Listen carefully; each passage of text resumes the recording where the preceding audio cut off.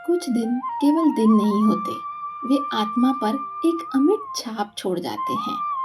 आज हम आप सभी के साथ साझा करना चाहते हैं एक ऐसा ही अनुभव। महाराष्ट्र में स्थित एशिया का दूसरा सबसे बड़ा इस्कॉन मंदिर है। उसमें हमें चंदन सेवा करने का सौभाग्य मिला। चंदन सेवा ज्येष्ठ महीने में 21 दिन के लिए होती है, जिसमें ठाकुर जी को चंदन लगाया जाता है। तो चलिए आपको भी ले चलते हैं महाराष्ट्र के इस्कॉन मंदिर में। उस दिन सुबह मैंने वही किया जो हर खास दिन करती हूँ। अपनी माँ की साड़ी पहनी। उनकी साड़ी मुझे हर बार एक विशेष भाव से भर देती है, जैसे कोई आशीर्वाद हो।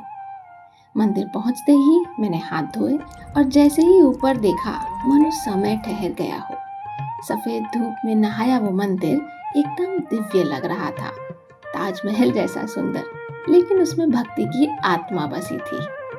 तो चलिए अब अंदर चल के दर्शन भी कर लेते हैं। इतनी सीढ़ियां देखकर घबराइए मत। ये सीढ़ियां चढ़ के ही हम ऊपर जाएंगे, लेकिन बुजुर्गों के लिए और जरूरतमंदों के लिए यहाँ लिफ्ट भी है। दूर से भगवान को देखा। सफेद पोशाक में बहुत सुंदर लग रहे थे।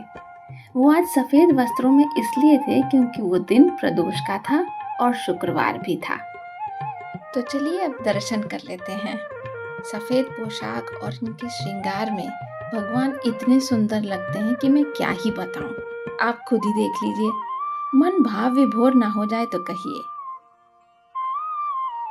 एक बार जो देख ले, मन करता है देखते ही जाएं। सामने से हटने का मन ही नहीं करता। पर दर्शन के लिए और भी लोग होते हैं, तो आगे तो बढ़ना ही पड़ेगा। यह है राम दरबार। जय बजरंगबली। चलिए अब आपको इस मंदिर की भव्यता दिखाते हैं। ये है ऊपर का झूमर और छत पर ऐसी नक्काशी हुई है। ये दीवारों पे लगे हैं म्यूरल्स, मतलब नक्काशी करके कहानियाँ गढ़ी हुई हैं दीवारों पर। इस तरह के चित्र पूरे मंदिर में लगाए गए हैं, जो आप परिक्रमा के दौरान देख सकते हैं। इस तरह मंदिर के एक तरफ श्री राम के जीवन की कथाएं और दूसरी ओर श्री कृष्ण के जीवन की लीलाएं, ये सब दीवारों पर म्यूरल्स की तरह लगी हैं, जो देखने में बहुत सुंदर लगती हैं।